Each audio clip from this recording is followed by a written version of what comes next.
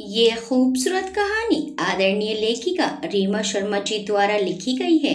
आपके द्वारा लिखी गई ये अमूल्य रचना हमारे चैनल के माध्यम से लोगों तक पहुंचाने के लिए हम आपके बहुत आभारी हैं। कहानी का 10वां भाग देखने से पहले इसके पहले सभी भाग अवश्य देखें। घर के अंदर आते ही दादी माँ और नीलिमा जी के चेहरे पर मुस्कान आ गई, क्योंकि आज से पहले वो कभी इस घर में नहीं आई थी। उनका कहना था कि जब तक जय की पत्नी इस घर में कदम नहीं रखेगी, वो दोनों इस घर में नहीं आएंगी। और अब वैदेही के आने से उनकी शर्त और इच्छा दोनों पूरी हो गई थी। निशा तो इतना आलीशान घर देखकर हैरान हो गई। बाहर से जितना खूबसूरत और आलीशान लग रहा था, घर अंदर से भी उतना ही सुंदर था। वाह, तेरा घर तो बहुत ही सुंदर है वैदू, निशा बोली तो वैदेही मुस्कुराने लगी। काका, दादी माँ और नीलिमा जी को देखकर उनके पास आए और हाथ जोड़कर नमस्ते किया। नमस्ते काका, कैसे हैं आप? नीलिमा जी बोली। अच्छा हूँ बड़ी बहू, काका ने कहा। काका, इनको गेस्ट रूम में ले जाओ। नीलिमा जी ने निशा की ओर इशारा किया तो काका ने एक नौकर को बुलाकर निशा को गेस्ट रूम में ले जाने को कहा। मैं भी थक गई हूँ, तुम लोग भी आराम करो, दादी माँ ने कहा और अपने कमरे में चली गई। विक्रम जी और नीलिमा जी भी अपने कमरे में चले गए। जय ने वैदेही को देखा और बिना कुछ कहे ऊपर जाने लगा। सुनिए, वैदेही की आवाज पर जय रुक गया। उसने पलटकर देखा। उफ, मैं थक गई हूँ, सीढ़ियाँ कैसे चढ़ूं? वैदेही बच्चों जैसा मुंह बनाकर बोली। जय ये सुनकर नीचे आया और वैदेही की आंखों में देखते हुए उसे गोद में उठा लिया। वैदेही ने एक क्यूट सी स्माइल के साथ अपने दोनों हाथ जय की गर्दन में डाल दिए। जय उसे लेकर सीढ़ियां चढ़ने लगा। दोनों की नजरें आपस में ही उलझी थी। जय वैदेही को लेकर कमरे में आया और उसे बिस्तर पर लेटाकर दूर होने लगा कि वैदेही के मुंह से हल्की दर्द भरी चीख निकली। क्या हुआ वैदू? वो मेरे बाल। वैदेही के इशारे पर जय ने देखा कि उसकी शर्ट की बटन में वैदेही के बाल फंसे हैं और बाल खींचने से वैदेही को दर्द हो रहा है। जय उसके करीब आया। वैदेही उसके बटन से अपने बाल छुड़ाने लगी, लेकिन इतनी कोशिश के बाद भी बाल नहीं निकल रहे थे। दरअसल वैदेही हड़बड़ा रही थी और हड़बड़ाहट में उसने बाल और उलझा दिए थे। उसको ऐसे घबराते देखकर जय ने उसके हाथ छुड़ाकर नीचे कर दिए। रुको, मैं करता हूँ, जय ने कहा और शर्ट की बटन से वैदेही के बाल छुड़ाने लगा। वैदेही एकटक उसके चेहरे को देखने लगी। इस समय जय के चेहरे पर कोई भाव नहीं थे। वो तल्लीनता से अपने काम में लगा हुआ था और वैदेही उसे देखे जा रही थी। उसे जय की शराफत पर प्यार आ रहा था। जय ने अपनी शर्ट के 2 बटन खोले और वैदेही के बाल अलग करके बोला, लो हो गया। ये बोलकर उसने वैदेही को देखा जो उसे पहले से देख रही थी। वैदू जी। वैदेही जैसे नींद से जागी। हो गया, तुम चेंज कर लो और आराम करो, जय ने कहा और अपनी शर्ट उतार कर वॉशरूम में चला गया। वैदेही खुद की ही हरकत पर शर्म से गड़ी जा रही थी। उसने अलमारी से कपड़े निकाले और चेंजिंग एरिया में जाकर चेंज करने लगी। जब वॉशरूम से बाहर आया तो उसकी नजर चेंजिंग एरिया की ओर गई, जहां वैदेही अपने ब्लाउज की हुक खोलने की नाकाम कोशिश कर रही थी। आखिर में थक कर अपना हाथ झटक कर बैठ गई।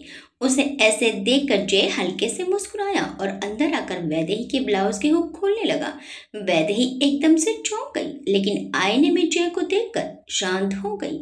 जय ने एक बार भी नजर उठाकर उसे नहीं देखा और हुक खोलकर फिर से बाहर आ गया। वैदेही तो कुछ समझ ही नहीं पाई। जय की मौजूदगी में जाने कैसा जादू होता कि वो तो स्तब्ध ही रह जाती और वो जादूगर अपना जादू चला जाता। वैदेही ने खुद को आईने में देखा। उसके चेहरे पर सिंदूरी आभा आ गई थी। कुछ देर पहले जो हुआ वो याद करके उसकी नजरें झुक गई। उसने जल्दी से चेंज किया और बाहर आई।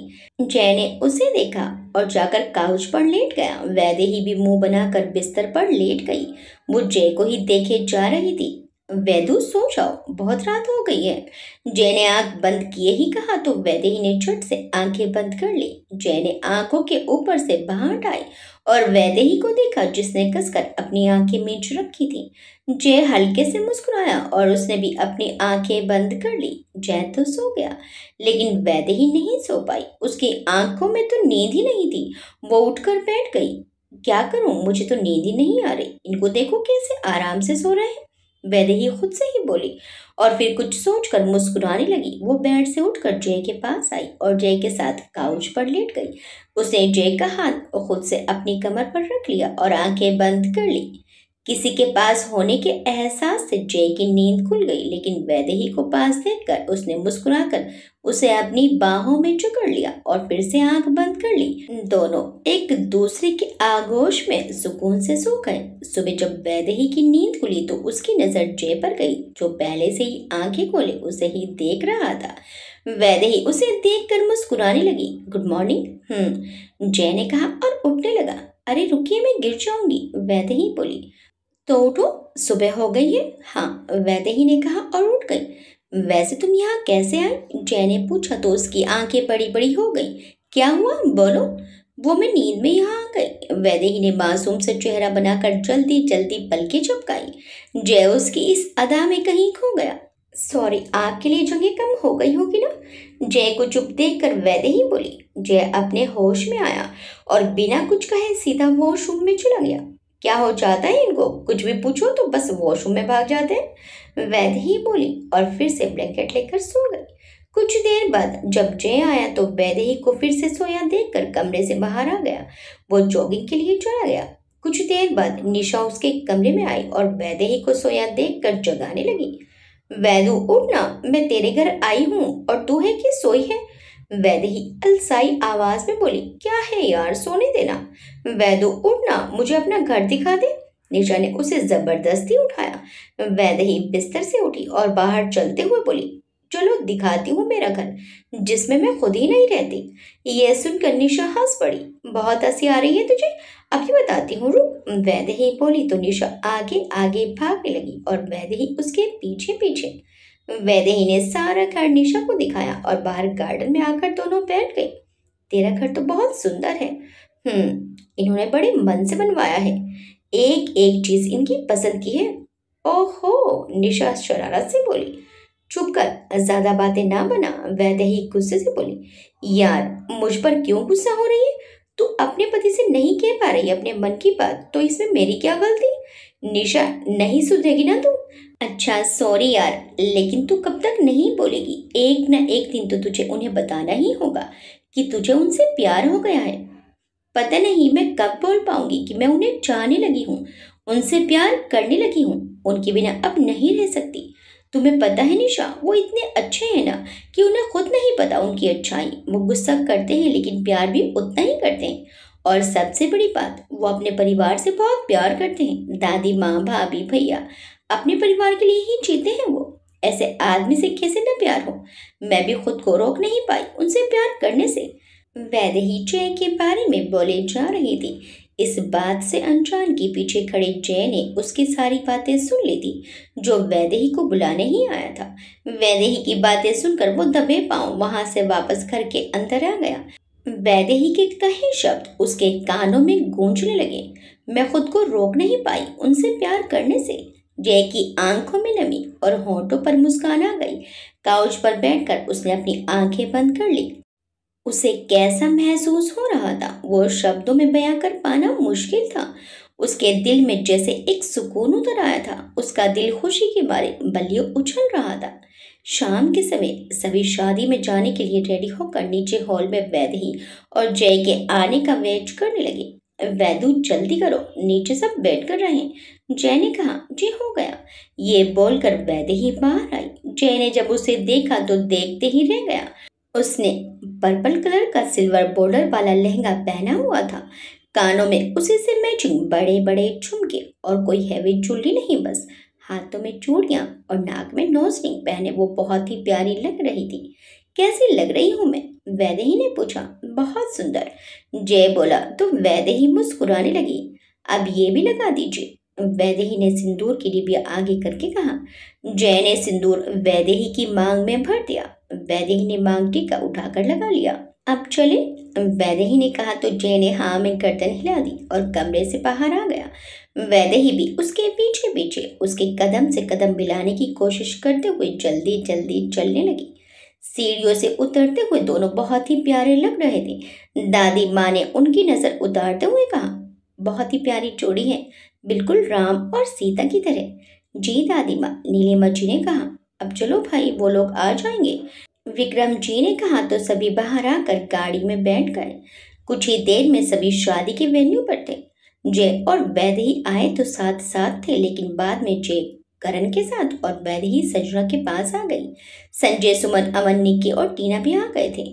संजय की आंखें तो वैदेही को ही तलाश रही थी।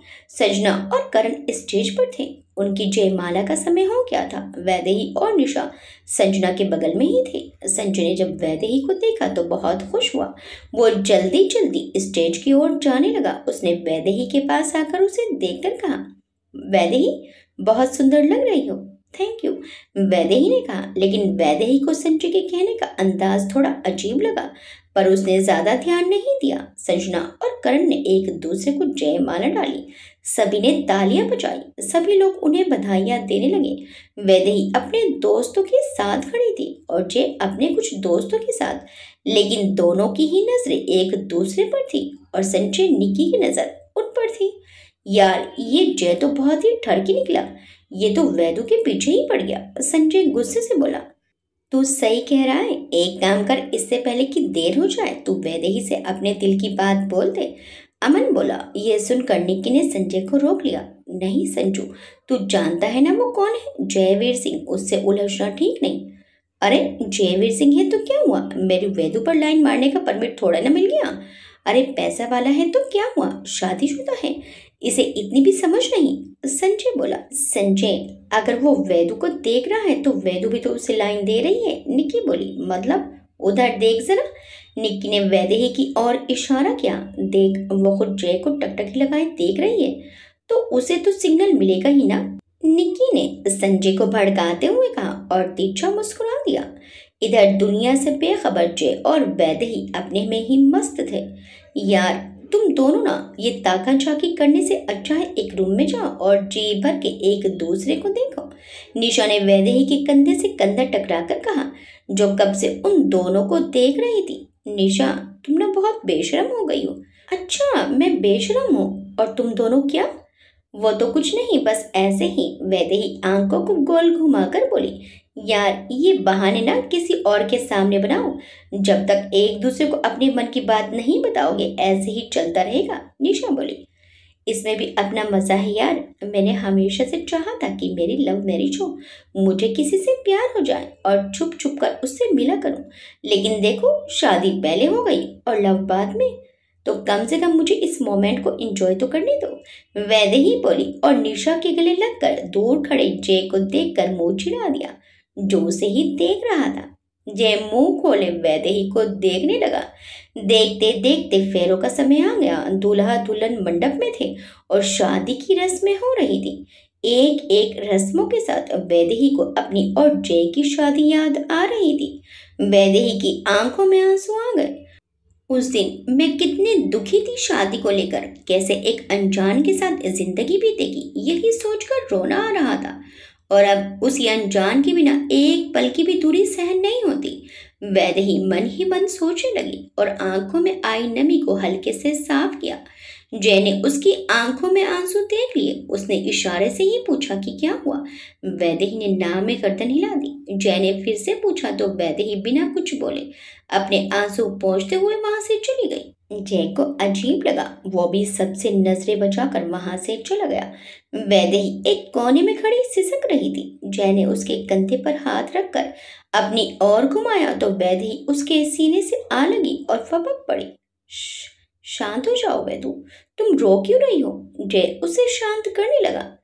वो मुझे हमारी शादी याद आ गई, ये बोलकर वो फिर से रोने लगी। सॉरी वैदू, मेरी वजह से तुम्हें ऐसे शादी करनी पड़ी। आई नो, हर लड़की के कुछ अरमान होते हैं शादी को लेकर, और मेरी वजह से आई एम सॉरी वैदू।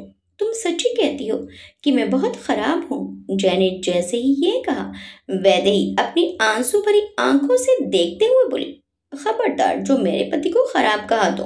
वो जोर जोर से सिसकियां लेने लगी। जय हैरानी से उसे देखने लगा। आप ना सच में बुद्धू हो। मैं इसलिए नहीं रो रही कि मेरी आपसे शादी जबरदस्ती हुई। तो फिर? जय असमंजस से बोला। मुझे तो इसलिए रोना आ रहा है कि शादी करते ही हस्बैंड वाइफ साथ रहते हैं, दोनों में प्यार होता है, और आप आप मुझे हर बार हॉस्टल छोड़ आते हो। आप मेरे साथ ही नहीं रहते, आप नहीं रहना चाहते हैं ना मेरे साथ। आप मुझसे प्यार ही नहीं करते। वैदू, क्यों बच्चों जैसी बातें कर रही हो? तुम्हें तो पता है ऐसा क्यों है। हमारी शादी जिस हालात में हुई थी, जे आगे बोलता उसके पहले ही वैदे ही बोली, नहीं सुनना मुझे कुछ। माना कि शादी में मेरी मर्जी शामिल नहीं थी और मुझे आपके साथ नहीं रहना था, लेकिन अब आपसे दूर रहना मुश्किल हो रहा है। नहीं रह सकती आपके बिना। वैदेही फ्लो फ्लो में बोल गई और जे एकटक उसे देखने लगा। उसके लिए तो पल जैसे वहीं थम गया। सुना आपने, नहीं रह सकती आपके बिना, नहीं रहना आपसे दूर, लेकिन आप समझते ही नहीं। तुम जो कह रही हो क्या वो सच है? जय की आवाज से वैदेही को समझ आया कि वो क्या बोल गई। उसकी आंखें बड़ी बड़ी हो गई और झट से अपने होंठों पर हाथ रख लिया। बोलो ना, जो तुमने कहा वो सच है। जय ने कहा तो वैदेही ने नजरें उठाकर जय को देखा। बोलो वैदू, सच आप भी तो बोल सकते हैं। क्या आप नहीं जानते सच क्या है? वैदेही ने उसकी आंखों में देखकर कहा तो जय चुप हो गया। वो वैदेही के चेहरे को एकटक देखने लगा। वो इसी का इंतजार तो कब से कर रहा था कि वैदेही अपने मन की बात उससे कहे। हालांकि बिना कहे भी वो सब समझ रहा था, लेकिन जानबूझकर अनजान बना हुआ था। वैदेही उसके सामने खड़ी सिसक रही थी और गुस्से से उसे देखे जा रही थी। उसकी लाल आंखें, सुर्ख गाल और कपकपाते होठों को देखकर जय का दिल बगावत पर आ गया। उसने अपनी हथेलियों में वैदेही का चेहरा भरा और उसकी आंखों में बहुत कशिश देखकर उसके माथे को चूमा। वैदेही की आंखें खुद ब खुद बंद हो गई। जय ने बारी बारी से उसकी आंखों को चूमा, फिर उसके सुर्ख गालों को और आखिर में उसके कांपते अधरों को अपने होठों से छूकर शांत कर दिया। जय का ये पहला प्रेम भरा स्पर्श वैदेही की रूह तक को छू गया। उसकी मुठ्ठियां जय की शर्ट पर कस गई। दोनों के इस प्रथम प्रेम पड़ने को दूर खड़ी निकी ने देख लिया, जो उनका पीछा करते हुए वहां आई थी। उनको ऐसे देख कर निकी की आंखें खुली की खुली रह गई। उसकी नजरों में वैदेही की छवि धूमिल हो गई। ये वैदेही एक साथ कितनों को फंसाएगी? एक तरफ मेरा संजू इसका दीवाना है और दूसरी तरफ इस अमीरजादे को भी फंसा रखा है। माय गॉड, कोई सोच भी नहीं सकता कि इस भोली सी सूरत के पीछे इतनी घटिया गिरी हुई चिपो लड़की छुपी है। I am sure hotel room में भी ये इस जय के साथ होगी। इसका असली चेहरा सबके सामने लाना ही होगा। अब देखो मैं क्या करती हूँ। निकी गुस्से से एक शातिर मुस्कान लिए वहां से चली गई। कुछ देर बाद जय और वैदेही एक दूसरे से अलग हुए। वैदेही ने नजरें उठाकर जय को देखा, जो मुस्कुराते हुए उसे देख रहा था। उसे मुस्कुराते देखकर वैदेही की नजरें शर्म से झुक गई। बहुत खराब हो आप, ये बोलकर वो वहां से जाने लगी तो जय ने झट से उसकी कलाई पकड़ ली। उसने मुड़कर जय को देखा, फिर मुंह फेर कर मुस्कुराते हुए शरारत से बोली, आने से पहले लिपस्टिक साफ कर लीजिएगा। ये सुनकर जय ने उसकी कलाई छोड़ दी और रुमाल निकालकर अपने होंठ साफ करने लगा और वैदेही बिना जय को देखे वहां से भाग गई। जय वहीं खड़ा उसे जाते देखकर मुस्कुराने लगा। वैदेही दौड़ते हुए मंडप की ओर आई और निशा को देखकर उसके गले लग गई। वो लंबी लंबी सांसें लेने लगी। अरे वैदू, क्या हुआ? निशा हैरानी से बोली और उसकी पीठ सहलाने लगी। वैदेही निशा से अलग हुई और उसके चेहरे को देखने लगी। वैदू, ये तेरे चेहरे को क्या हुआ? निशा ने पूछा तो वैदेही की आंखें बड़ी बड़ी हो गई। क्या क्या हुआ? कुछ भी तो नहीं। वैदेही अपने चेहरे को छूकर संभलते हुए बोली, तेरे चेहरे की रंगत कुछ ज्यादा ही गुलाबी नहीं हो गई? फिर से मेकअप करके आई है क्या? निशा ने आंखें छोटी करके पूछा। तू चुप कर, मैं क्यों बताऊं अपने चेहरे की रंगत का राज? तो क्या जैसे मिलकर आ रही है, सच बता। निशा, तुम जाओ, मैं तुमसे बात नहीं करूंगी। वैदेही झूठा गुस्सा दिखाते हुए बोली और सामने नजरें जाते ही जय को देखकर जल्दी से निशा के पीछे छिप गई। अरे क्या हुआ, किससे छिप रही हो? निशा ने वैदेही की नजरों का पीछा किया। जय को देखकर वो मुस्कुराते हुए बोली, ओ ओ सैया जी से। वैदेही ने उसे घूरा और सामने देखने को कहा। जय चारों तरफ नजरें घुमाकर वैदेही को ही ढूंढ रहा था। तेरे सैया जी तुझे ही ढूंढ रहे हैं और तू है कि उनसे छिप रही है? मैं हट जाऊं तेरे आगे से, बता। निशा ने जय को देखकर कहा। नहीं प्लीज, आगे से मत हटना। वैदेही तुरंत धीरे से बोली। अरे क्या हुआ जो तू उनके सामने आने से शर्मा रही है? बहुत ज्यादा सवाल नहीं पूछने लगी हो तुम? चुपचाप खड़ी रहो, वैदेही ने कहा तो निशा चुप किए खड़ी हो गई। जय अब भी वैदेही को ही ढूंढ रहा था। कहाँ गई ये? यहीं तो आई थी। जय इधर उधर देखकर बोला कि उसकी नजरें खुद को देखती एक जोड़ी खूबसूरत नजरों पर आकर रुक गई। वो वैदेही की आंखें पहचान गया, जो निशा के पीछे से कंधे और गर्दन के बीच उसे ही झांक रही थी। और जय के देखते ही वो फिर से छुप गई। उसकी इस बचकानी हरकत पर जय के होंठों पर मुस्कान खिल गई। जय के चेहरे की मुस्कान देखकर कुछ ही दूर काउच पर बैठी नीलिमा जी भी उसे मुस्कुराता देखकर खुश हो गई। वो उठकर जय के पास आई। क्या बात है देवर जी, अकेले अकेले मुस्कुराया जा रहा है? कहीं इस मुस्कुराहट के पीछे हमारी देवरानी का हाथ तो नहीं? जय ने चौंक कर नीलिमा जी को देखा, फिर वैदेही को देखकर बोला, भाभी माँ आपकी देवरानी ही है। बिल्कुल बच्चों जैसी हरकतें हैं उसकी। क्या किया उसने? नीलिमा जी ने पूछा तो जय ने निशा की ओर इशारा कर दिया। नीलिमा जी ने भी उसी ओर देखा तो वैदेही नीलिमा जी को देखकर फिर से चुप गई। नीलिमा जी भी मुस्कुराने लगी। देखा आपने कैसे छिप रही है मुझसे? वो छिप नहीं रही है, वो शर्मा रही है तुमसे। कुछ ज्यादा ही शर्माती है, जय ने एक गहरी सांस लेकर कहा। अरे देवर जी, आपने ऐसा क्या कर दिया जो वो ऐसे शर्माए छिप रही है आपसे? नीलिमा जी ने शरारती लहजे में पूछा। भाभी माँ प्लीज, जय ने घूरा। अच्छा ठीक है, मैं जा रही हूँ, तब तक तुम दोनों अपना ये मोमेंट एंजॉय करो। नीलिमा जी ने जय के कंधे थपथपाकर कहा और आकर फिर से काउच पर बैठ गई। शादी की रस्में होती चली गई और वैदेही निशा की ओर से बीच बीच में जय को झांक कर देख लेती। दोनों की इस ताकत झांकी पर निक्की की बराबर नजरें थी। संजू और बाकी सारे दोस्त सोने चले गए थे। सिर्फ निक्की ही वहां थी, जो वैदेही की जासूसी कर रही थी।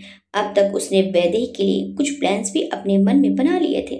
शादी संपन्न हुई। पंडित जी की आवाज से दोनों की तंद्रा टूटी।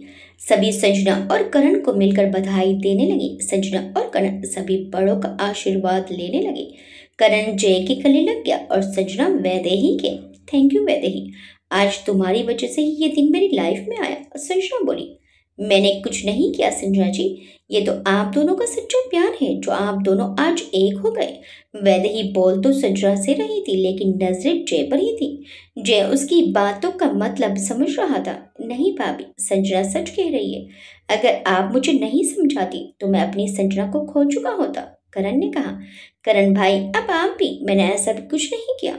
वैदेही क्यूट सा फेस बनाकर बोली और जय को वैदेही की ऐसी बातों पर गर्व महसूस हो रहा था। ये सोचकर कि उसे इतनी समझदार पत्नी मिली है, उसे वैदेही पर बहुत प्यार आ रहा था। सबसे मिलते मिलाते विदाई का समय आ गया। संजना विदा होकर करण के साथ चली गई। तुम लोग भी आराम कर लो या फिर करण के घर जाना है? नीलिमा जी ने जय और वैदेही से पूछा। अब भाभी माँ, आप लोगों को मैं घर छोड़ दूं, फिर फ्रेश होकर करण से मिलने जाऊंगा, जय ने वैदेही को देखकर कहा। चलो वैदू और निशा। नीलिमा जी ने उन दोनों को भी बुला लिया। वैदेही आस पास नजरें घुमाकर देखने लगी। कोई नहीं है वैदू, सब रात में ही सोने चले गए थे। निक्की थी जो अभी कुछ देर पहले चली गई, निशा ने कहा तो वैदेही ने राहत की सांस ली। चलिए भाभी, वैदेही ने कहा। तीनों आकर जय की गाड़ी में बैठ गए। दादी माँ और विक्रम जी रात में ही वापस आ गए थे। दादी माँ का इस उम्र में रात भर जागना सही नहीं था। निशा और नीलिमा जी पीछे और वैदेही जय की बगल वाली सीट पर बैठ गई। जय ने वैदेही को देखकर गाड़ी स्टार्ट की। उसके देखते ही वैदेही खिड़की से बाहर देखने लगी। जय हल्के से मुस्कुराया और आगे देखकर ड्राइव करने लगा। कुछ ही देर में वो लोग घर पहुंच गए। वैदेही और जय अपने कमरे में आए। वैदेही अभी भी जय से नजरें चुरा रही थी। जय ने उसे एक नजर देखा और फ्रेश होने चला गया। रात भर की थकी वैदेही ने आलस में अंगड़ाई ली और अपना दुपट्टा निकालकर एक तरफ फेंका और सीधा बिस्तर पर गिर गई। गिरते ही उसने आंखें मूंद ली। जब तक जय वॉशरूम से बाहर आया, वैदेही गहरी नींद में जा चुकी थी। वैदेही का आधा शरीर बेड से नीचे लटक रहा था। जय ने वैदेही को ऐसे बच्चों की तरह बेफिक्री से सोते देखा तो उसके चेहरे पर हल्की मुस्कान आ गई। बिना चेंज किए ही सो गई, थक भी तो गई है। जय उसके पास आया और चेहरे पर आ रहे बालों को हटाकर उसके पैरों से सैंडल निकालकर पैर ऊपर करके ठीक से बिस्तर पर सुलाया और ब्लैंकेट उठाकर दूर हुआ। अलमारी से अपने कपड़े निकाले और चेंज करके बाहर आ गया। क्योंकि उसे फिर से करण के घर जाना था। निशा भी कुछ समय सोने के बाद वैदेही के कमरे में आई। फिर वैदेही को सोते देखकर दादी माँ और नीलिमा जी से मिलकर हॉस्टल चली गई। दोपहर को जब वैदेही की नींद खुली तो खुद को उन्हीं कपड़ों में देखकर मुंह बनाने लगी। मैंने तो चेंज भी नहीं किया, ऐसे ही सो गई। उसने घड़ी में समय देखा और गॉड कितना टाइम हो गया। वो जल्दी से बिस्तर से उठ गई। नीचे हॉल में नीलिमा जी, दादी माँ और विक्रम जी बैठे बातें कर रहे थे। दादी माँ, मुझे लगता है जय और वैदेही का रिश्ता पहले से बेहतर हो गया है। दोनों एक दूसरे की परवाह करने लगे हैं, शायद प्यार भी। तुम सच कह रही हो नीलिमा? विक्रम जी ने पूछा। नीलिमा जी ने सिर हिला दिया। अगर ये सच है ना नीलिमा, तो मैं मंदिर में माता रानी का भंडारा कराऊंगी और गरीबों में अन्नदान कराऊंगी। कल्याणी देवी जी खुशी से बोली। हाँ दादी माँ, ये सच है, मैंने देखा है दोनों की आंखों में। दोनों जब साथ होते हैं ना तो उनके चेहरे पर एक अलग ही चमक होती है और सुकून भी। नीलिमा जी ने कहा, मेरे जय की जिंदगी में भी खुशियां आ जाए। बहुत दर्द सहे मेरे जय ने, लेकिन किसी से कोई शिकायत नहीं की, ना ही किस्मत से ना ही भगवान से। बस एक बार उसका परिवार भी पूरा हो जाए। कहते कहते कल्याणी देवी जी की आंख भर आई। ऐसा जरूर होगा दादी माँ, ऐसा जरूर होगा, भरोसा रखिए, मैंने अभी तक उम्मीद नहीं खोई है। नीलिमा जी ने दादी माँ की हथेली अपने हाथों में लेकर कहा। तुम्हारी उम्मीद पर ही तो हमारी भी उम्मीद कायम है नीलिमा, विक्रम जी ने कहा तो नीलिमा जी हौले से मुस्कुराई। उसी समय जय अंदर आते हुए बोला, किस उम्मीद की बात कर रहे हो आप लोग? जय ये सुनकर विक्रम जी और नीलिमा जी की ओर देखने लगा तो उसने हौले से पलकें झपका दी। क्या हुआ, आप लोग चुप क्यों हो गए? जय ने दोबारा कहा। कुछ नहीं जय, हम तो इस बात की उम्मीद कर रहे थे कि अब तुम्हारे और वैदेही के बच्चे हों और दादी माँ उन्हें अपनी गोदी में खिलाएं। विक्रम जी ने मजाक के लहजे में कहा। भैया, सुबह सुबह कोई और नहीं मिला आपको टांग खींचने के लिए, मैं ही मिला हूँ क्या? अरे मजाक का, हम तो सीरियस है। विक्रम जी ने उसके कंधे पर हाथ रखकर अपनी ओर करते हुए कहा। ओ गॉड भैया, मैं जा रहा हूँ अपने कमरे में। जय उठते हुए बोला। हाँ जा, हम जानते हैं तुझे अपने कमरे में जाने की जल्दी क्यों है, नीलिमा जी ने कहा तो जय फिर से बैठ गया। भाभी माँ आप भी? जय बोला। बड़ी मुश्किल से तुम्हारी जिंदगी में ये पल आया है कि हम तुम्हें छेड़ रहे हैं, वरना तुमने तो बैरागी बनने का फैसला कर लिया था। वो तो वैदेही का धन्यवाद है कि जो वो तुम्हारी लाइफ में आई, नीलिमा जी ने कहा तो जय के चेहरे पर वैदेही के बारे में सोचकर हल्की सी मुस्कान खिल गई, जिसे उसने अपने होठों में ही छिपा ली। मैं देखता हूँ वो उठी या नहीं, जय ने बात बदलते हुए कहा। अरे सोने दे बेटा, थक गई होगी, कल्याणी देवी जी ने कहा। दादी माँ देखता हूँ, फिर उसे हॉस्टल भी तो जाना है, कल से कॉलेज है उसका, छुट्टियां खत्म। जय, वो इस घर में रहकर भी तो कॉलेज और अपनी पढ़ाई पूरी कर सकती है, हॉस्टल में रहना जरूरी है क्या उसका? कल्याणी देवी जी की ये कहते ही उसने उन्हें हैरानी से देखा। आपसे वैदेही ने कुछ कहा है क्या?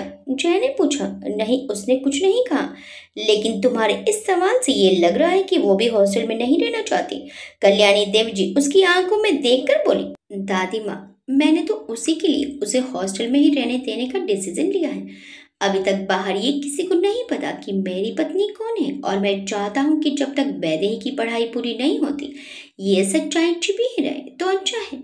ये उसकी सेफ्टी के लिए भी सही है। मैं नहीं चाहता कि लोग उसे जयवीर सिंह की बीवी के नाम से अभी से जाने। अचानक से उसके प्रति कॉलेज में सबका बर्ताव बदल जाएगा। मैं चाहता हूँ वो जैसे पहले रहती थी वैसे ही रहे, उस पर मेरे नाम का या मेरा बोझ ना आए, एटलीस्ट तब तक तो नहीं जब तक उसकी पढ़ाई पूरी नहीं हो जाती। लेकिन जय, शादी के बाद तो ये बदलाव हर लड़की की जिंदगी में आते हैं, तो इसमें नया क्या है? मैं जानता हूँ भाभी माँ, ये बदलाव हर लड़की की जिंदगी में आते हैं, लेकिन वैदेही की जिंदगी में ये बदलाव बिना उसकी मर्जी के जबरदस्ती आया है, और ये अनचाहा बदलाव उसकी लाइफ में अचानक आया है, जिसके लिए वो तैयार नहीं थी। फिर भी उसने हमारी खातिर, अपने पापा की खातिर ये शादी की है, तो ये जरूरी है कि हम भी उसकी इच्छाओं का ख्याल करें, उस पर अपनी मर्जी ना थोपें, और ना ही ये शादी का रिश्ता वो वैसे ही फ्री फील करे जैसे शादी से पहले करती थी। बेटा, तुम कह तो बिल्कुल ठीक रहे हो, लेकिन क्या तुमने वैदेही की मर्जी जानी? तुम्हारी शादी को 5 महीने हो गए और इन 5 महीनों में बहुत कुछ बदल गया है। हो सकता है वो खुद तुम्हारे साथ इस घर में रहना चाहती हो। अब की बात कल्याणी देवी जी ने कहा। दादी माँ ठीक कह रही है जय। अगर वैदेही खुद तुम्हारे साथ यहाँ रहना चाह रही हो तो। विक्रम जी ने दादी माँ की बात का समर्थन करते हुए कहा। यह सुनकर जय को पिछली रात की वैदेही की कही बातें याद आई कि जब देखो आप मुझे हॉस्टल छोड़ देते हो, मुझे नहीं रहना आपसे दूर रहना मुश्किल हो रहा है। आप तो मुझसे प्यार ही नहीं करते।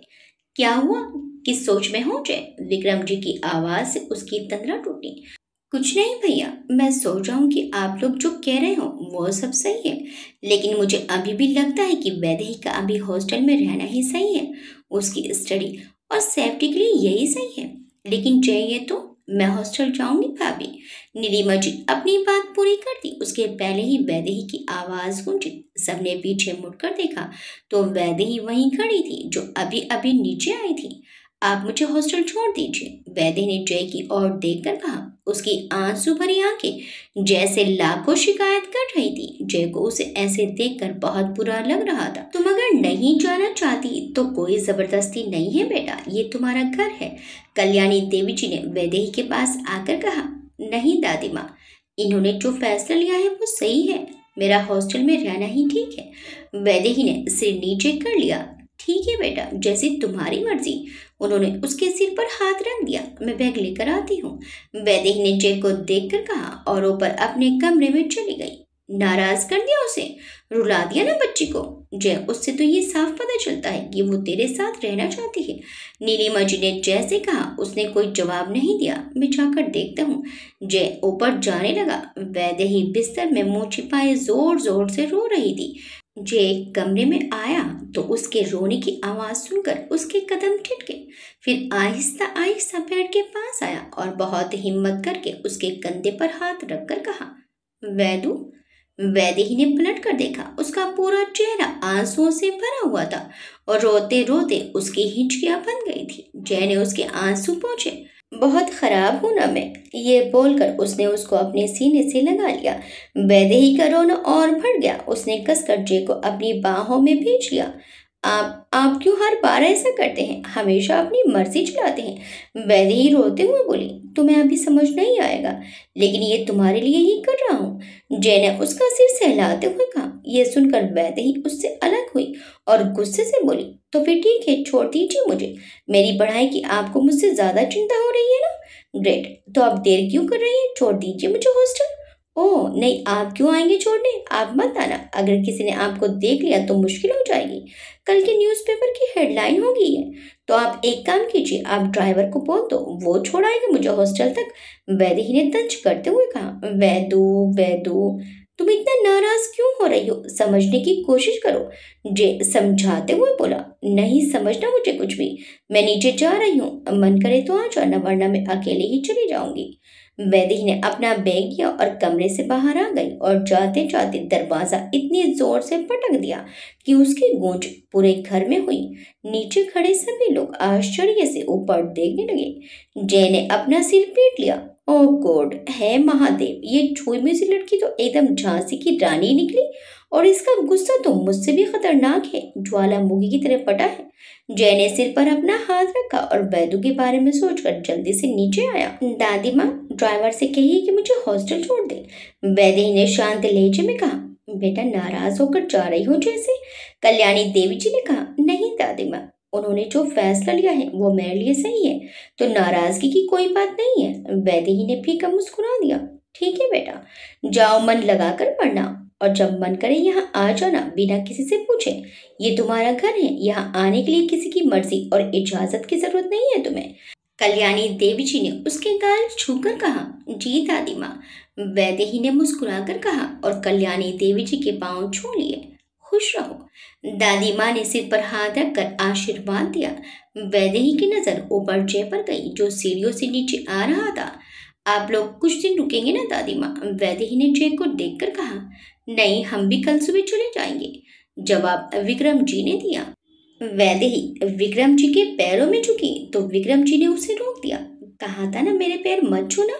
जी, वो मैं भूल गई, वैदेही मुंह बनाकर बोली तो विक्रम जी ने मुस्कुराते हुए उसके सिर पर हाथ रख दिया।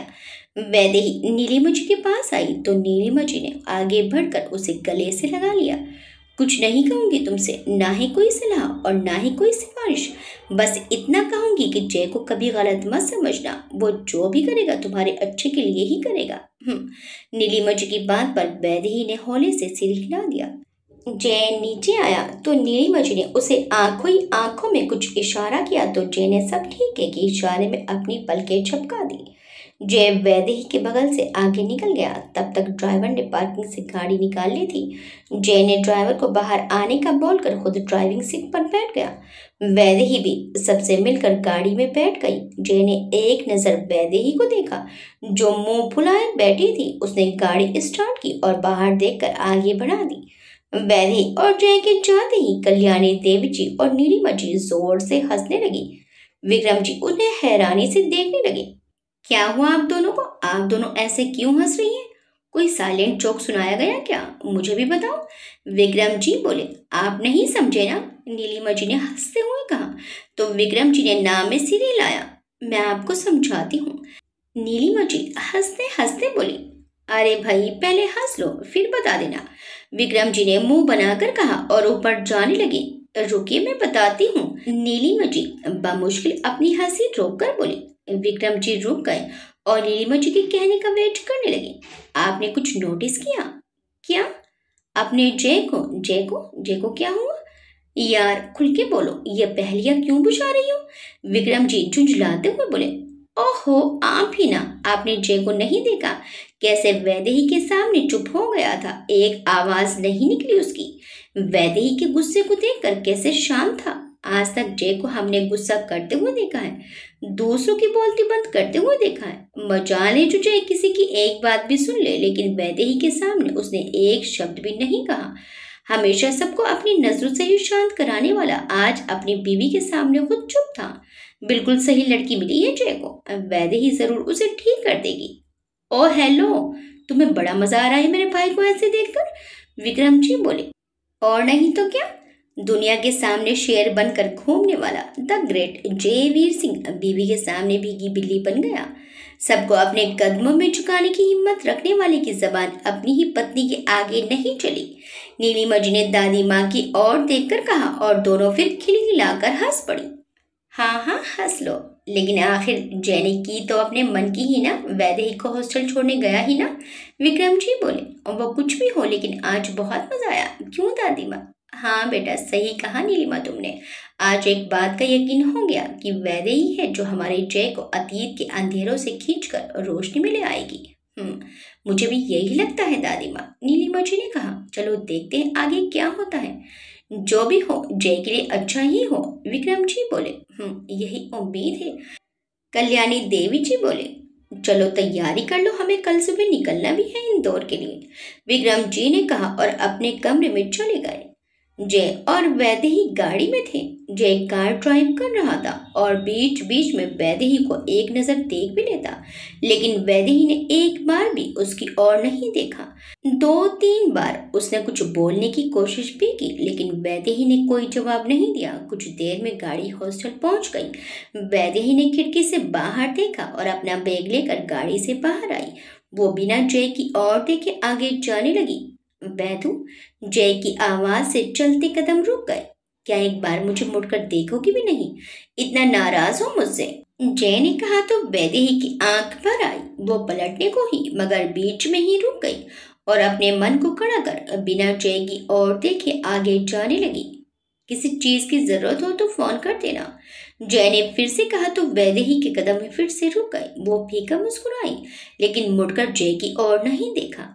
जिंदगी में सबसे ज्यादा सिर्फ प्यार की जरूरत होती है और किसी चीज की नहीं। बाकी जरूरतें तो फिर भी पूरी हो जाती हैं, लेकिन प्यार नहीं, वैदेही ने बिना मुड़े ही कहा और आगे बढ़ गई। जय वहीं खड़े होकर वैदेही को देखता रहा जब तक वो आंखों से ओझल ना हो गई। वैदेही तो चली गई, लेकिन उसके कहे शब्द जय के कानों में गूंजते रहे।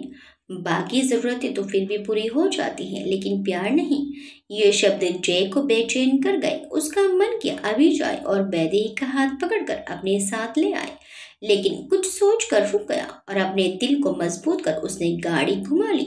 वैदेही अपने रूम में आई और खिड़की से नीचे देखने लगी। जय चला गया था। वैदेही बिस्तर पर पड़े रोने लगी। निशा शाम को जब रूम पर आई तो वैदेही को सोया देखकर उसके पास आकर उठाने लगी। अरे वेदु, तुम कब आई? मुझे लगा तुम आज आओगी नहीं। मुझे तो सुबह की क्लास मिस नहीं करनी थी, इसलिए मैं आ गई। ये बोलकर निशा ने उसे उठाया। क्या हुआ? तू इस समय क्यों सो रही है? थक गई है क्या? नहीं, बस ऐसे ही थोड़ा सिर में दर्द था, वो रात भर जागने की वजह से। वैदे ही उठी और बाथरूम में जाकर मुंह धोकर आई। यार वैदू, तेरी फैमिली तो बहुत अच्छी है। खास करके भाभी कितनी प्यारी है ना। ऐसा लगता ही नहीं कि तेरी जेठानी है, तुझसे बहुत प्यार करती है। सभी अच्छे हैं, दादी माँ, भाभी, भैया सभी। और जय? निशा ने पूछा तो वैदे ही ने निशा को देखा, फिर बोली हाँ वो भी बहुत अच्छे हैं, कुछ ज्यादा ही अच्छे हैं। वैदे ही तंज भरे लहजे में बोली। हे क्या हुआ वैदू? निशा को उसका तंज समझ नहीं आया। नहीं कुछ नहीं, तू बता आज क्लास में क्या हुआ? तू मुझे नोट्स दे देना, कोई प्रैक्टिकल तो नहीं था आज? वैदे ही बात बदल कर बोली। मेरी तरफ देख, तू इतनी कैजुअली क्यों बिहेव कर रही है? निशा ने उसके सामने खड़े होते हुए कहा। कुछ नहीं यार, बस अब सिर्फ पढ़ाई पर ध्यान है और कुछ नहीं। सब ठीक है ना? हाँ सब बिल्कुल ठीक है। चल आज क्या क्या हुआ क्लास में बता। वैदेही ने बात का रुख मोड़ दिया और अब दोनों अपनी पढ़ाई को लेकर बात करने लगी। जब वैदेही को छोड़कर घर पहुंचा तो नीलिमा जी उसे लिविंग एरिया में ही मिल गई। छोड़ आए वैदेही को? नीलिमा जी की आवाज पर जय उनकी ओर गया। हाँ भाभी माँ, छोड़ आया। बहुत नाराज हो गई थी ना? बच्ची है वो, अभी इसलिए ना समझ है, धीरे धीरे सब समझ जाएगी। लेकिन जय, तुम उसे अपने साथ रखना क्यों नहीं चाहते?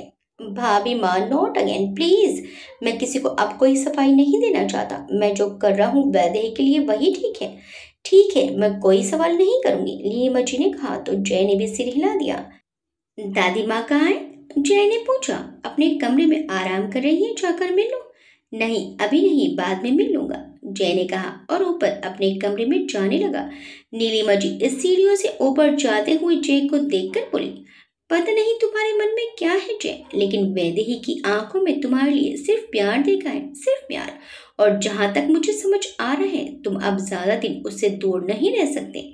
रात के समय वैदेही का फोन बार बार रिंग हो रहा था, लेकिन स्क्रीन पर फ्लैश हो रहे नाम को देखकर वैदेही कॉल रिसीव नहीं कर रही थी। क्या हुआ? तू फोन क्यों नहीं उठा रही? कब से रिंग कर रहा है? निशा ने कहा। कुछ नहीं, स्पैम कॉल है, वैदेही ने कहा और फोन साइलेंट कर दिया। तू ब्लॉक कर दे। हाँ कर दिया, वैदेही ने कहा और फोन काट दिया। फोन जय का था जो कब से वैदेही को कॉल कर रहा था। ये लड़की भी ना, गुस्सा तो नाक पर है इसके। अब इतना नाराज होने की क्या बात है? मैं जो भी कर रहा हूँ इसी के लिए कर रहा हूँ, कैसे समझाऊं अब इसे? जय ने फोन को देखकर कहा और गुस्से से फोन पटक दिया। फोन दो टुकड़े हो गया। रात दोनों की ही आंखों में बीती। सुबह दादी माँ, नीलिमा जी और विक्रम जी इन दो जाने के लिए रेडी होकर नीचे जय का ही वेट कर रहे थे। जय भी तैयार होकर नीचे आया। अरे आप लोग रेडी भी हो गए जाने के लिए? हाँ भाई, फ्लाइट टाइम पर है, अब तुम्हारा वेट तो करेगी नहीं, विक्रम जी बोले। भैया, जय उनके गले लग गया। दादी माँ आप अपना ख्याल रखना, जय ने कल्याणी देवी जी के पांव छूकर कहा।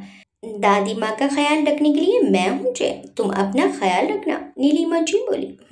आप भी अपना ख्याल रखना भाभी माँ, जय ने कहा। वैदेही को जल्दी मना लेना, ज्यादा दिन नाराज मत रहने देना, नीलिमा जी ने धीरे से जय से कहा। जी भाभी माँ, जय ने कहा। उसी समय घर का लैंडलाइन रिंग हुआ। पास ही खड़ी नीलिमा जी ने फोन उठाया। फोन जय के असिस्टेंट सुमित का था। भाभी सर है? हाँ अभी देती हूँ, नीलिमा जी ने जय को फोन दिया। हेलो, जय ने कहा। सॉरी सर, आपका फोन नहीं लग रहा था इसलिए। सर वो आज यूएस वाले क्लाइंट के साथ मीटिंग है।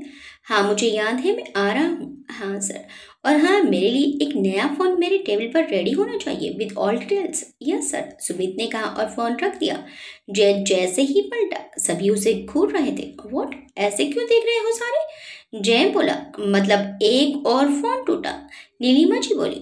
भाभी मामू, जय को समझ नहीं आया कि वो क्या बोले।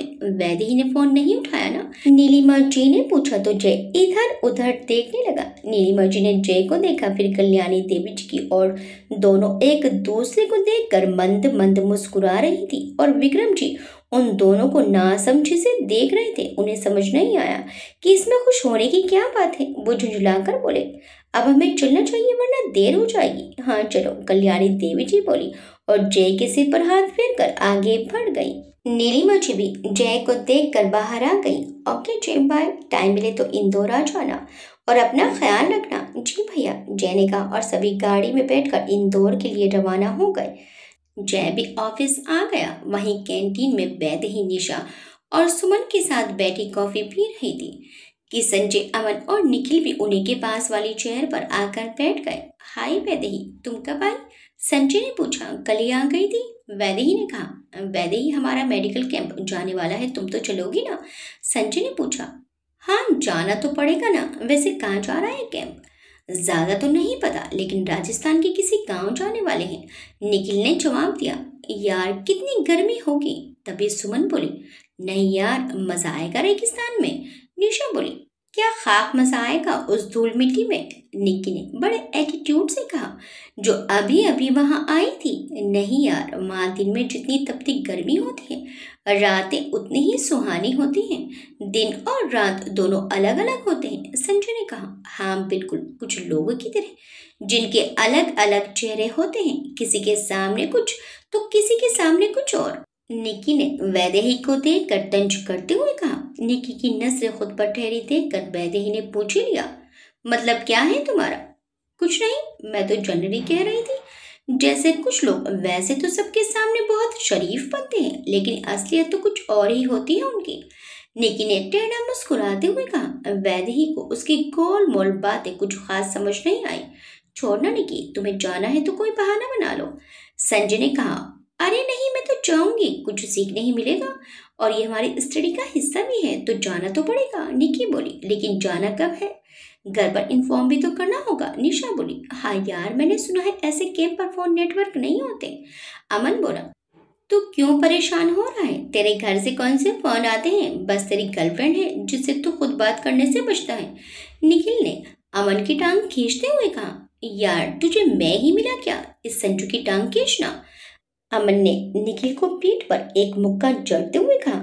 क्या तुम दोनों जब देखो झगड़ते रहते हो? और अभी से परेशान होने की जरूरत नहीं है, जब जाना होगा तब कॉलेज से इन्फॉर्म कर दिया जाएगा हमें।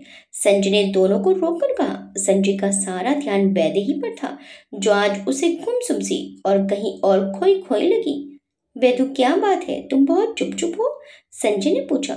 कुछ खास नहीं, बस ऐसे ही, शायद थकान का असर है। ओके, मैं बाद में मिलती हूँ, मेरी क्लास है। वैदेही चली गई, साथ में निशा और सुमन भी। संजय उसे जाते हुए देखता रहा। भाई तू जल्दी से कुछ कर, वरना ऐसे ही जाते देखता रह जाएगा उसे। अमन बोला। आजकल की लड़कियों का क्या भरोसा, उनके मन में क्या होता है किसी को नहीं पता। चेहरे पर कुछ और, मन में कुछ और। निक्की बोली। वैदू ऐसी नहीं है निक्की, मैं उसे अच्छे से जानता हूँ। संजय बोला। तुम क्या जानो? क्या तुम इतने यकीन से कह सकते हो कि तुम उसे अच्छे से जानते हो? निक्की भी तेज में बोली। तुम्हें क्या हो गया है निक्की? जब से शादी से आए हैं तुम वैदेही को लेकर कुछ ज्यादा ही निगेटिव बातें करने लगी हो। संजय निक्की पर गहरी निगाहें डालकर बोला। नहीं बस ऐसे ही, वो तो बस। निक्की इसके आगे कुछ बोलती उसके पहले ही संजय बोला। अगर तुम उस जय की वजह से ऐसा बोल रही हो तो मैं तुम्हें क्लियर कर दूं, जैसे वैदू का कोई लेना देना नहीं है। लेना देना तो है, बहुत है, लेकिन मैं अगर ये भी कुछ तुम्हें कहूंगी ना तो तुम्हें यकीन नहीं होगा। निक्की मन ही मन बोली। क्या हो गया निक्की, क्या सोच रही हो? संजय ने कहा तो निक्की जैसे नींद से जागी। कुछ नहीं कुछ नहीं, निक्की ने कहा और वहां से उठकर चली गई। कुछ दिन यूं ही बीते। जय वैदेही को फोन कर करके थक गया, लेकिन वैदेही ने उसका कॉल रिसीव नहीं किया। वैदेही का नाराज होना भी लाजमी था, लेकिन जय को वैदेही से बात ना हो पाना खल रहा था। संजना और करण भी अपनी नई नई शादी में बिजी थे, इसलिए उसने संजना की भी हेल्प नहीं ली। जय का एटीट्यूड ही कुछ ऐसा है कि वो जल्दी से किसी से अपने मन की बात नहीं कहता था। जय रोज वैदेही के हॉस्टल चक्कर लगाता, लेकिन वैदेही भूले से कभी खिड़की पर नहीं आती। वैदेही की एक झलक देखने के लिए, उससे बात करने के लिए अब जय बेचैन हो गया। हालांकि उसके सीक्रेट कार्ड वैदेही की सारी खबर जय को देते रहते, लेकिन उससे जय को सुकून कहाँ था। आखिर जय से जब रहा नहीं गया तो उसने सोच लिया कि अब उसे क्या करना है। दूसरे दिन सुबह जय पहुंच गया वैदेही के कॉलेज। सुमित ने टीन को पहले से ही इन्फॉर्म कर दिया था कि जय आने वाला है। वो अपने केबिन में बैठे जय के आने का वेट कर रहे थे। जय के आते ही टीन अपनी चेयर से उठ गए और जय को तुरंत ग्रीट किया। हेलो ठाकुर साहब, हाउ आर यू? डीन बड़ी ही गर्म जोशी से जय से मिले। I am good sir. जय ने कहा, आप यहाँ कोई खास काम? नहीं, कोई खास काम नहीं। जैसा कि आपने पिछली बार कहा था कि मैं चाहूँ तो इस कैंपस में घूमकर देख सकता हूँ कि किसी चीज़ की कमी तो नहीं, लेकिन उस समय मेरे पास टाइम नहीं था तो सोचा क्यों ना आज देख लूँ। जय ने एटीट्यूड से कहा। यस ऑफ कोर्स सर, चलिए ना, आप जैसे लोगों की वजह से ही तो इस इंस्टीट्यूशन का इतना नाम है। यहाँ वर्ल्ड क्लास फैसिलिटीज अवेलेबल हैं। हम इस सिलसिले में और भी काम कर रहे हैं, डीन ने उठते हुए कहा और जय भी साथ उठ गया। दोनों केबिन से बाहर आए। दोनों कॉरिडोर से होते हुए आगे बढ़ गए। साथ में स्मिथ और कॉलेज के मैनेजमेंट से कुछ लोग भी थे। जय आंखों पे ग्लासेस चढ़ाए, एक हाथ पॉकेट में डाले बड़े ही एटीट्यूड से चले जा रहा था और उसके पीछे पीछे उसे देखने के लिए लड़कियों की लाइन। अपनी नजरों को चारों तरफ घुमाकर वो वैदेही को ही ढूंढ रहा था। सुमित मन ही मन बोला, ये सर भी ना, सच्ची कहा है किसी ने, प्यार में आदमी पागल हो जाता है। सर को देखो कैसे अपनी वाइफ के लिए यहाँ तक आ गए। जय जहाँ जहाँ जाता वहां वहां सभी उसे विस्मित होकर देखने लग जाते। अब उसका स्वैग ही कुछ ऐसा था। अब तक ये खबर निक्की तक भी पहुंच गई थी। निक्की तो वैसे भी मौके की तलाश में थी। वो समझ गई कि जय यहाँ सिर्फ वैदेही के लिए ही आया है। वैदेही इस समय क्लास में थी। उसका लेक्चर जस्ट अभी अभी खत्म हुआ था। वो क्लास में आई और वैदेही का हाथ पकड़कर बाहर ले जाते हुए बोली, वैदेही तुम्हें पता है कॉलेज में कौन आया है? कौन? वैदेही ने पूछा और निशा को इशारा किया। निशा ने नाम में गर्दन हिलाकर कंधे उचका दिए। ओहो, तुम निशा को क्या देख रही हो? चलो मेरे साथ, तुम्हें बताती हूँ। निकी वैदेही को खींचती हुई क्लास से बाहर ले जाने लगी। वैदेही ने हाथ छुड़ाने की कोशिश की। चल रही हूँ, तुम ऐसे क्यों खींच रही हो? क्लासरूम से बाहर आकर निकी वैदेही को खींचे जा रही थी और वैदेही ने उसे रोक दिया। निकी ने पलटकर देखा तो वैदेही के पीछे कुछ ही कदम की दूरी पर जय था जो उनकी तरफ ही आ रहा था। निकी ने वैदेही को खुद की तरफ खींचा और फिर अचानक से उसे हल्का धक्का देकर छोड़ दिया। वैदेही गिरती उसके पहले ही जय ने आकर उसे पीछे से अपनी बाहों में थाम लिया। इस समय वैदेही की पीठ जय के सीने से जा टकराई, इसलिए वो जय को देख तो नहीं पाई, लेकिन जय की खुशबू, उसकी जुबान वैदेही पहचान गई। उसने तुरंत पलट कर देखा तो उसके सामने जय होठों पर मुस्कान लिए खड़ा था। वैदेही एक टक उसे देखने लगी। उसने सोचा भी नहीं था कि जय से ऐसे मुलाकात हो जाएगी। इस समय वो अपना गुस्सा जैसे अपनी नाराजगी सब भूल बैठी थी। हवा में जैसे कोई जादू हुआ हो और आसपास के सब लोग जैसे स्टेचू हो गए हों। वैदेही को अपने आसपास की कोई सुधि नहीं हो। जैसे वो अपने भरे नैनों से मुस्कुराते हुए जय को देखकर बहुत प्यार से उसके चेहरे को छूते हुए बोली, आप, क्या आप सच में हैं? जय ने हाँ में गर्दन हिलाई। उनको ऐसे देखकर सुमित इस सिचुएशन संभालने के बारे में सोचने लगा। वहीं डीन ये सोचने लगी कि कहीं जय नाराज ना हो जाए और निक्की सोचने लगी कि इस वैदेही में ऐसा क्या है जो हर कोई इसका दीवाना हुआ बैठा है। निशा मुंह खोले दोनों को देख रही थी। तब तक संजय भी वहां आ गया। जय और वैदेही को एक दूसरे में खोए हुए देखकर वो गुस्से से आगे बढ़ा कि निक्की ने उसका हाथ पकड़कर रोक लिया। मिस्टर जेवियर, ये वैदेही है, इस कॉलेज की होनहार स्टूडेंट। आखिर में डीन ने ही बात संभालने के इरादे से कहा। डीन की आवाज से दोनों चौंक कर अलग हुए। मिस वैदेही, ये जयवीर सिंह है, तुम तो जानती ही होंगी इन्हें। डीन ने कहा, यस सर, इन्हें कौन नहीं जानता। वैदेही ने कहा तो जय ने एक आईब्रो उठाकर वैदेही को देखा।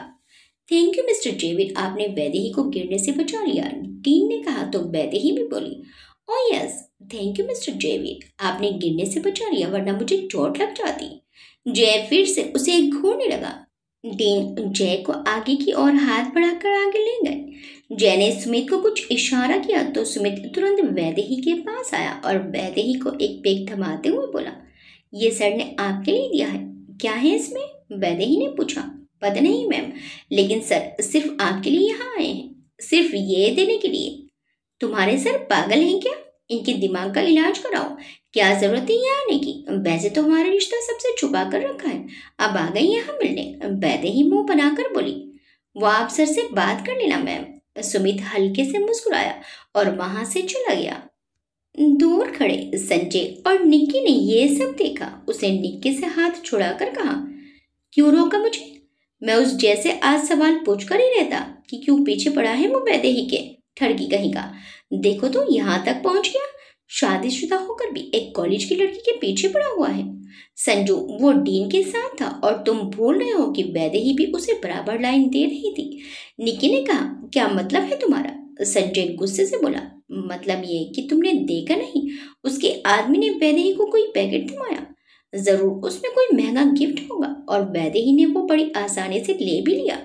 आई टेल यू संजू, वैदेही जैसे दिखती है वैसे नहीं है, कुछ तो है ऐसा जो वो हम सबसे छिपा रही है। निक्की ने कहा तो संजय भी सोच में पड़ गया। उसे वैदेही का और जय का शादी में डांस करना याद आ रहा था, एक दूसरे को प्यार भरी नजरों से देखना याद आ रहा था, लेकिन फिर भी वैदेही के लिए उसके मन में कोई गलत विचार आते ही नहीं थे। उसकी नजर में तो सारा कसूर सिर्फ जय का था। इधर जय अपनी वैदू को देखकर अपना मन और आंखें तृप्त कर अब वापस जाने लगा। डीन से इस इंस्टीट्यूशन की बेहतरी के लिए कुछ डिस्कस कर वो कैंपस से बाहर आया। पीछे पीछे सुमित भी दौड़ता हुआ आया और जय के लिए डोर खोलकर खुद दूसरी ओर से आकर बगल में बैठ गया। पैकेट देते वक्त वैदू ने कोई सवाल नहीं किया। जय ने पूछा, नहीं सर, ज्यादा कुछ नहीं, बस मैम ने पूछा इसमें क्या है तो मैंने कहा मुझे नहीं पता। सुमित ने जवाब दिया। ये बोलकर जय खिड़की से बाहर देखने लगा। आगे क्या होगा? आखिर क्या योजना बनाई है निक्की ने? वो वैदेही के साथ क्या करना चाहती है? वैदेही की जय से नाराजगी कैसे खत्म होगी? देखिए इस कहानी के अगले भाग में। आपको ये कहानी कैसी लगी हमें कमेंट करके जरूर बताइएगा। वीडियो अच्छी लगी तो वीडियो को लाइक शेयर सब्सक्राइब करना मत भूलिएगा। मिलते हैं इस कहानी के अगले भाग में। Till then bye bye.